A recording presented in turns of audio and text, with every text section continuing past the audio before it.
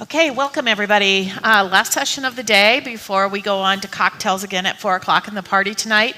The panel today that I've got here is Reinventing the Core for a New Age of Insurance. And we've had a little slight change today. There was a couple of changes. We had some people that were unable to attend.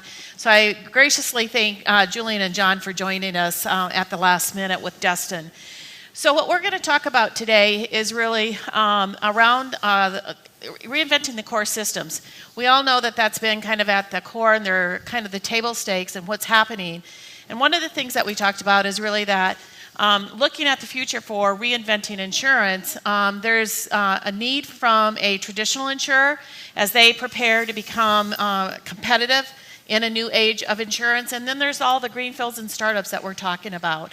And where do both of those kind of fit in from a core standpoint? So what I've asked each of them to do is to kind of kick it off with their introductions, give a background about their businesses, and where they're at from the standpoint of core and how do they look at it at a new age of insurance. So Julian, do you want to please start? Yeah, sure. We're an well-established UK insurance company. We're 117 years old this week, I think it is.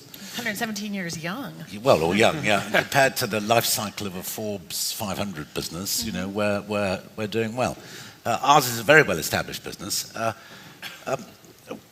We recognize neither of these ends of the sort of polarity spread of a battery, in that we have constantly reinvented, redesigned, reimagined, and driven our business forward. You know, we don't know what a back office is. We haven't had one of those for 30 years.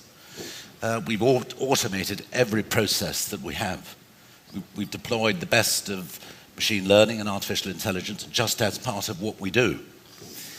In that we recognize that unless you constantly reinvent, you will discover one morning when you wake up that you have become a geriatric and you're unable to trade. So, and I think it's important, you know, if you think about a cup of cappuccino, there's been, to my mind, quite a lot of talk about the froth today. Well, we concentrate on the coffee in the bottom. And, you know, you need to run your insurance business, and these are very complicated businesses, unbelievably complex from a regulatory, capital, operational point of view. You need to run your business as if you're going to be taken over tomorrow. But more importantly, and I think this is very important, my job as chief executive is a misnomer. I'm not really the chief executive at all. I am the chief representative of customers, and I have 300,000 customers. And any one of them could phone me right now. Now, that could be quite inconvenient, but I would take that call.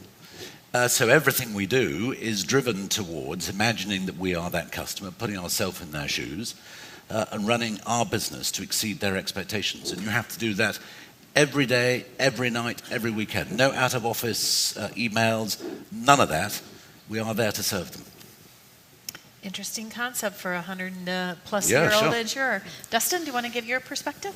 Sure. Hi, everybody. Thanks for, I think my mic's on. Thanks for sticking around for the last day of the conference. I'm glad to see so many people here.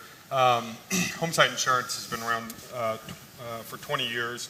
We're an operating company of American Family Insurance, primarily focused on home renters and small business commercial. I'm going to kind of take a couple different paths. I'm a technologist, so I tend to focus a little bit more on the tech side, but on the core approach, it's probably the hardest thing that I've seen in the industry that companies are dealing with. How do you take these legacy systems that, right or wrong or indifferent, have died on the vine over the last 20 or 30 years, and now it's like just the thought of having to update those systems is such a burdensome task that it's almost hard to think about having to tackle that problem. So I would suggest that people that are in that boat probably have a pretty hard challenge ahead of them, but it's inevitable because it's affecting your ability to be competitive both on a price and offering perspective. On the digital front, I think as we continue to, I think the table stakes of what customers expect grow every 6 months to a year because companies keep adding more and more services, sometimes faster than you're adding the services, and you find yourself in this constant position of playing catch up.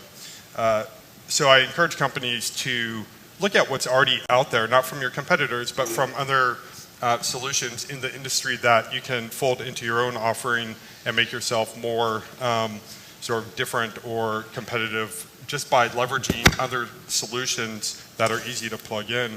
One example, we recently rolled out a tool called Optimizely. It allows you to do multivariate testing in a very rapid fashion. It's a third-party tool. It's not built for insurance, but it's built for any digital-based website, and the ability to run 5, 10, 15 experiments simultaneously to figure out whether copy changes, language changes, ordering of questions actually matters is useful. And then finally on Greenfield, which is my favorite thing to do, I think that for that to be effective within companies, you have to really break those teams out typically as R&D teams, separate from the typical P&L. Otherwise, they kind of get bogged down to the minutia of the core business, and allowing the Greenfield team to have a lot of autonomy, a lot of control, decision making that may be different in terms of technology, cloud, things that may not be natively inherent in your company. And I can't think of a better business that reinvents themselves potentially than Netflix. You think of someone like Netflix, and this is a company that wouldn't be around today, in my opinion, if they hadn't constantly thought about what their next business model was to replace their existing business model. And I think the successful insurance companies will find ways to do that to themselves rather than having someone else eat their lunch. Exactly. John. So my name is John Swigert. I'm the co-founder and CEO of Pi Insurance, which we just launched today at the conference. Pi is a new workers' compensation insurer with a direct distribution model and a fully digital experience.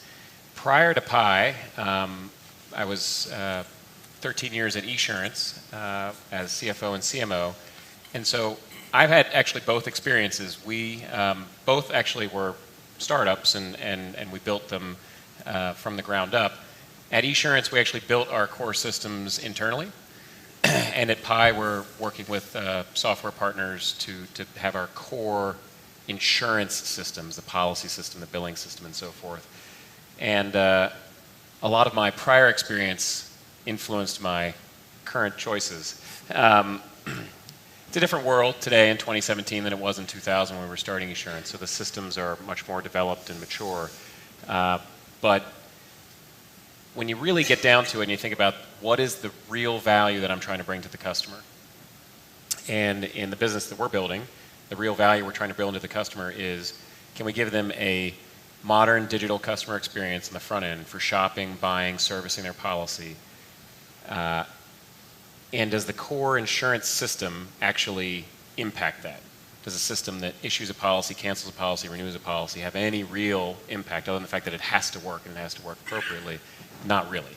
And so we think by going the route of working with software providers that we can connect into via APIs and so forth, that's a more efficient solution for us, and therefore a better solution for our customers. So one of the interesting things I think that has been happening is that when InsurTech kind of made its debut a year and a half, 2 years ago, it was all around the technology companies that were introducing some new capabilities, but it was also the new insurance companies or MGAs that are entering into the market. And I think what's happened over a 2-year period of time, we're seeing insurers kind of take 3 paths. One is kind of modernizing to get up to speed, like you've talked about. Another is the data and digital that you both talked about, and another one is the greenfield. So both of you two have a kind of a perspective about greenfield. You're starting a complete new greenfield startup. Mm-hmm. Dustin, you were part of a greenfield startup, but within an existing insurance company, and there's some interesting aspects to that, and you might have a view on that as well, John. Dustin, you want to start? Sure. In 2013, we started a company called InsurTech, which was American Family Venture-backed company for small business insurance. I don't come from the insurance vertical. I was a 15-year Microsoft guy. So I came in with virtually no understanding of insurance, but had great product people who'd been in the industry 20, 30 years educating me. And I looked at it with, software at Microsoft is the product. Insurance in insurance companies is a product. The paper is a product of a lot of traditional insurance companies. So when you come at it with a sort of this fresh set of eyes, which is knowing nothing about insurance, but I know a lot about providing digital experiences, you could kind of wrap that up without the constraints that when I got into a more traditional insurance company post-acquisition, you realize sometimes thinking is maybe artificially cut off just because of, people have been there a long time. And I think anytime you're doing a greenfield approach, you have to be willing to take a fresh set of eyes and think of it as an entire product offering. The front end is just not some little wrapper you throw on top because you're trying to sell them something on the back end. I mean, it really is an end-to-end solution you have to think of. John, your view, I mean, you came from one to the other. Yeah, so I would say while we are starting and building our company from scratch, for example, the partner that we have on the insurance system is not a brand new company.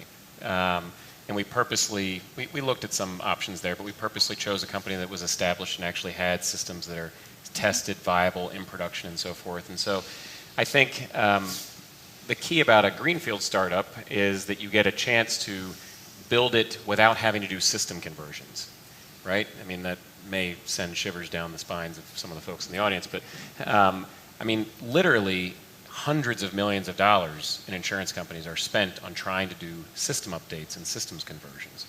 And it's usually the complexity of those systems conversions in trying to make your new system do sort of what your old system did, and get the data to work and to move and so forth, that causes all of the complexity. It's just quite frankly easier to start from scratch. But that doesn't mean that you're building all the core systems that you're going to be using from scratch. It just means you don't have to do any conversion or data imports or things like that. So I think that is one of the biggest challenges in an established company, or even a startup that's 10 years old and has to think about modernizing. The one thing that I think is really important is if you find yourself, whatever number of years down the path, and you pointed to this, Julian, where it's like, oh my gosh, we have to update this, and it's been years since you did anything, that's going to be a problem sort of from square one. So you need to be constantly thinking about how to evolve that. So Julian, your experience there. I absolutely agree. And I say this by way of envy. I think the startup, the green space, must be a wonderful place to be. It's clean, open, it's like a new building site. It's pretty straightforward. For those people involved in established insurance companies, change from within is fantastically difficult.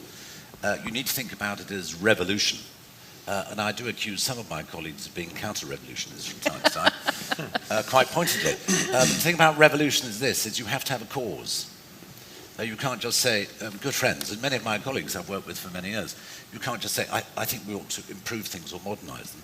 No, you have to have a cause. You need to raise the blood.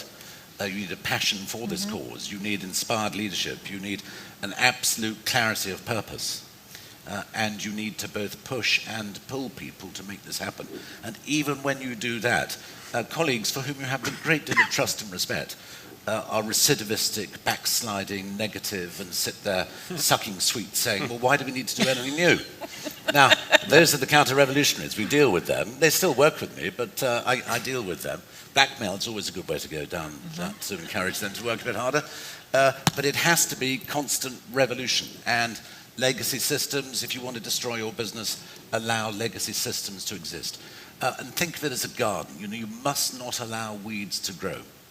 And the time to replant your garden, and forgive me for my many mixed metaphors this evening, the time to be investing is when things are going well, not when they're going badly. Now we're on, I think, our 6th generation of entirely home-built technology. We've led the way for the last 30 years in the British insurance industry. We won another national award last night for being the best provider. And this is all home developed, but under the aegis of a constant revolution. What I would say is this. As you get bigger and more successful, a lot of people become inherently complacent. That is the human nature. I've worked hard, and I need a better work-life balance. God, don't take me there. We need to have all those things that go with the work-life balance. What it actually means is you're putting on weight, you're sitting down more often, again metaphorically, and it's very difficult to change things. So success carries with it the seeds of failure. Everybody needs to understand that when you are successful, it guarantees that you're going to fail. So before you become successful, you need to start another revolution. And as I say, get rid of these legacy systems. Do not allow complacency to drift or become abroad in your business, because it will destroy you. Success carries with it the seeds of disaster. And if you recognize that, and you recognize that revolutions from within, they create an intentionally asymmetric flight surface that gives you a sort of instability, because people hate change. So if you have constant change, actually people become attuned to constant change. It takes about a year to become attuned to the fact that you're always upgrading, always improving, always cutting off and closing systems that have a potential to become a legacy. If you're always running, people get fitter. If you stop for a long time to eat, the hill is a difficult one to climb. Yep. So I think that brings an interesting perspective around core, and I think where core systems have evolved over the last 20 years. We were large monolithic systems. We went to best of breed. We went to suites. Then we began to do some different deployment models into, private cloud or hosting. And I think now it's really evolved into having a combination of built and probably some core systems that are with your vendors. It depends on where your priorities are. But ultimately, it's in a cloud SaaS model, because the taking your capital and your resources, human resources, into the technology across all technologies, you want to put them where it's most important to you. And I think, John, we talked about that. That you're using a core system, you're buying it, but you're also going to be doing some stuff that's really important.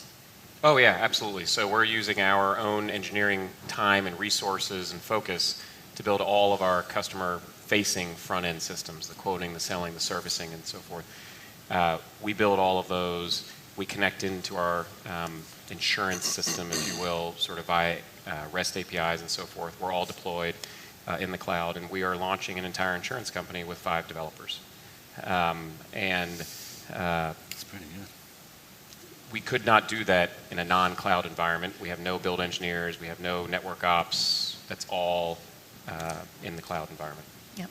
Dustin, you've got a perspective on that too.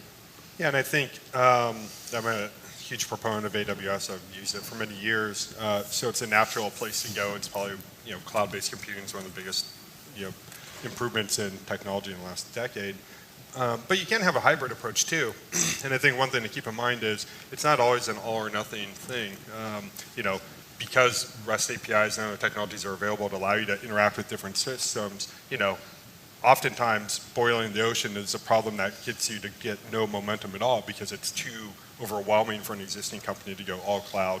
I think a lot of the concerns that people had in the past 5 years ago with security, privacy, things being stored in the cloud have since been minimized. I will say that if I was a legacy programmer, if I was a 70-year-old COBOL programmer today, I'd walk into my company and go, hey, I think $500,000 a year sounds pretty good for my salary, because they have so much control and they don't even realize it. Yeah. Like, it's funny, as a company that has legacy systems, the employees may not understand how beholden the organization is to them, because you don't just go out and go, hey, let's grab a couple more kids from MIT that program COBOL.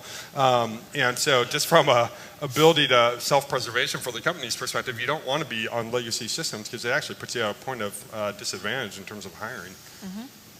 I think one of the other aspects of this is that as you look at the plethora of new InsurTech, true technology, new capabilities and data sources, many of them are building very modern, very agile types of solutions that are SaaS and cloud-based. And so if you're not somehow able to kind of integrate into that kind of environment, you're almost cutting yourself off from other opportunities into the future. Would you agree? Yeah, definitely. Yeah, sure. We've been down all those models as well. There's a great deal of concern. I've got a question coming in. There's a great deal of concern in the UK about information security. We have this new European legislation, GDPR. Mm-hmm. You can be fined up to 17% of your global turnover. In the UK, if you mention cloud, everybody thinks it's naked photographs of celebrities that get hacked. So we don't talk about the cloud. We talk about commercial data support. Mm-hmm. It lacks credibility in the consumer sense.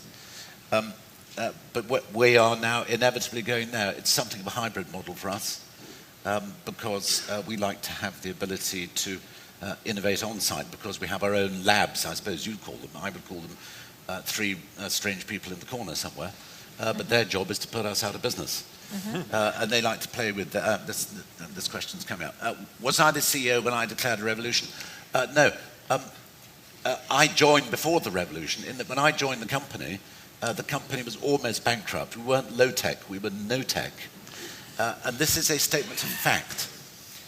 You call it Snowpeak, I think. We call it Tipex. You know, those little bottles of white and green and blue and yellow and orange paint you put on you're all too young to remember typewriters. When I joined, the first week I joined, it became apparent that we were Britain's biggest purchaser of multicolored Snowpeak, Tipex sets, because everything was typed on 7-part sets, you know, those NCR sets, red, green, purple, blue, orange, white. And we had 20 people with big typewriters, manual typewriters. And because of the origins of the business, the board of directors thought that if they saved a penny, that they were doing the business good. So you weren't allowed to throw the multi-part set away if you made a typing error. The clerk, the girl clerk as they were called then, would have to remove it from the typewriter, get all the different bottles of Snowpeak, correct each page in the appropriate color, put it back in the typewriter. Now, you know, this was a doomed business, so it's do or die. But I like impossible challenges, and it's too easy for senior people in insurance companies, in my view, sit back, take the money, and say, don't worry, I won't be here in 5 years' time. We'll invest in some startups outside. But actually our own business, the extent of customer service delivery will be no better than it ever has been. Now, that's not our philosophy. Yep. And to my mind, everything I've heard these last couple of days actually comes down to leadership and what is the belief of the business and what is the purpose of that business. And it is astonishing what you can achieve with a clarity of purpose and with the combined efforts of a small number of people. It is astonishing. Yep. You don't have to spend very much money. We grow, we don't believe in growth, we expand every year. Ours is a slightly shrinking market, health insurance in the UK. We do no social media of any kind. We don't approve of it. Not at all. And in the last 2 years, despite the fact we're expanding quite rapidly, in the last 2 years, our expenditure on any form of advertising, including sponsored links or whatever, is zero. Okay. Business comes to us. So let me ask a question here. So it's a combination of things. So a question from the audience for John and Dustin is, how do you get the excitement from decision makers, you know, for a greenfield? So that's internal to an organization. Dustin, from your perspective, for you, how do you kind of get some capital behind you excited about that? But I'm going to add a little added aspect to this, is that how do you get beyond the traditional complexity and bureaucracy that sometimes kind of invades, and that's what you're getting at, invades, kind of making sure you can go forward with some innovative ideas to have a revolution. So Dustin, you want to kind of first start? Sure. Actually, I have quite a bit of experience with this, both at prior companies and where I am now. Typically what I've done is don't ask for permission, don't really telecast what I'm doing until I have some proof point of what I'm trying to do.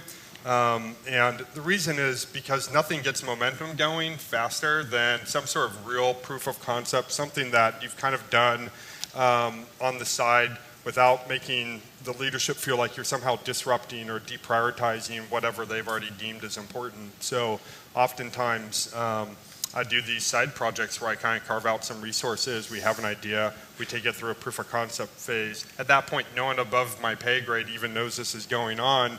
And then I kind of have this like ta-da moment where I come in and go, oh, by the way, I've been working on this. It's pretty cool. Check it out. And then at that point, you're almost far enough along with the idea that you're going to get a lot better response than just throwing a couple slides up with something that really has no meat to it.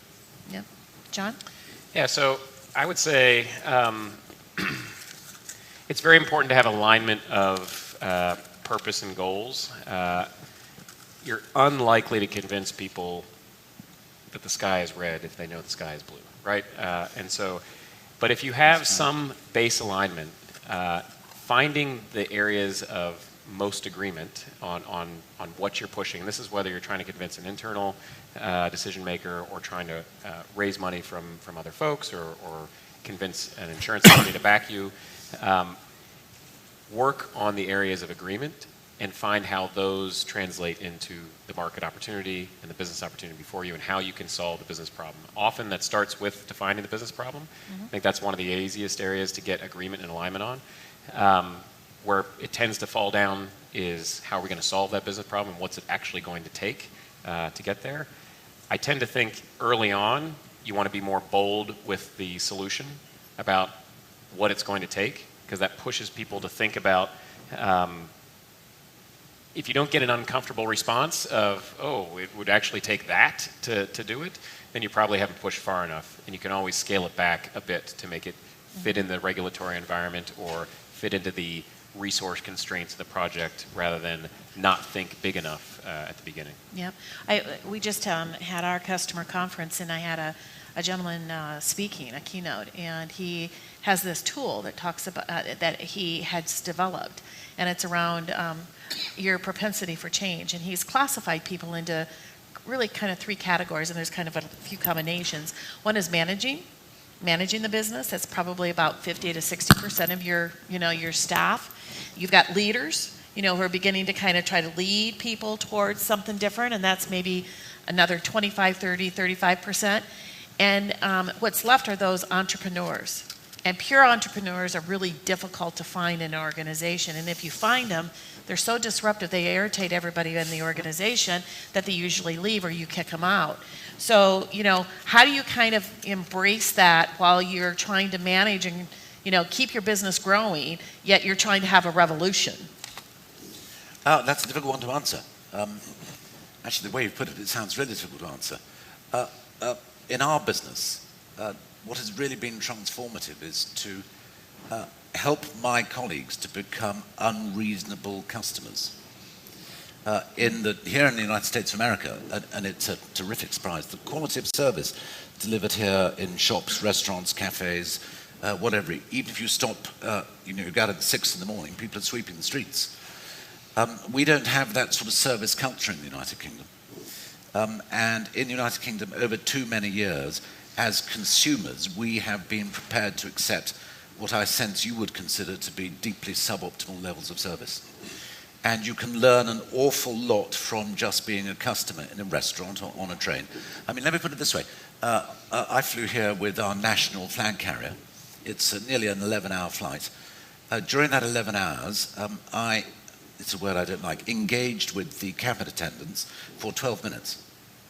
And yet you form your judgment of the airline on a 12-minute engagement on an 11-hour flight. It's very strange if you think about it. And the insurance industry has a lot in common with the airline industry by way of proxy. If you want very cheap flights, you can go on an aeroplane with defective engines. And it's this blend between safety in terms of solvency and your dependability as an authorized insurer. Price, of course, is a vector in all of that. But ultimately, it's a combination of all those, coupled with what impression do you leave the customer with, whether or not they have engaged with you, and that drives an awful lot of this unreasonable, and it must be unreasonable demand for making it better. This is a complex subject. There is no easy answer, but it's to try and, all of the time, imagine the view from the customer's perspective. You get a much better view looking in from the outside than you ever do having become successful sitting on the inside looking out. John? Yeah, well, a couple things. I would say that one example that I like to give is the most important service an insurance company provides, the most frequent interaction an insurance company provides to their customer, in most cases, is billing them. Right? We all talk about claim service and things like that. Most customers don't have claims. Every customer pays a bill, and in most cases of insurance, they're paying a bill every single month.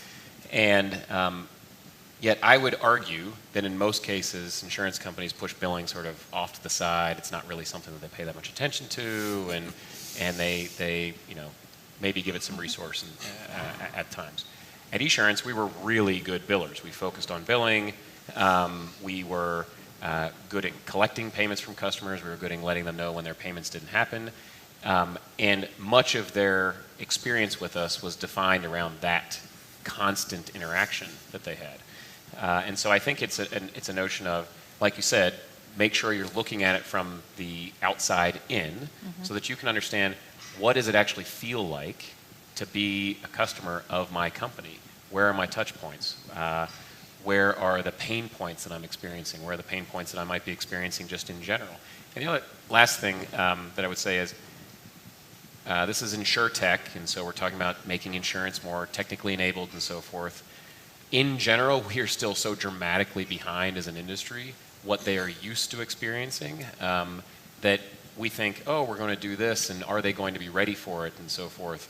I think, yes, most customers are ready for whatever possible technical advance we could bring to it because they've probably already experienced it in some other service that they've been in. Yep. Absolutely. Dustin, final thoughts there? Yeah, I mean, I think getting back to the heart of your question, I think it's actually a little bit more about culture internally and the type of people that you naturally are going to attract over time, and you're going to get people in all those different categories. At the end of the day, we're all working for our families and our lives, and so there's some aspect of self-preservation that goes into the way that you manage your career within an organization. So if you are a disruptor, which is kind of like the technical innovator or entrepreneur inside the company, and the culture of that organization doesn't really embrace you, you will be sort of asked to shown the door. On the flip side, though, if you know that you have the air cover of the highest levels of management within the organization, that they have your back, even if you're not at the highest level of the organization, I think you'll operate with a lot more comfort knowing that it's what the company wants you to do, even if not everyone in the company wants you to do it. I think that goes to disrupt yourself before you're being disrupted, and how do you embrace that then? So you kind of create your own revolution within your own companies. Yeah. So, we've got a minute and 26 seconds left. They added Let me just add something. Yeah. You have to have humility to go with it.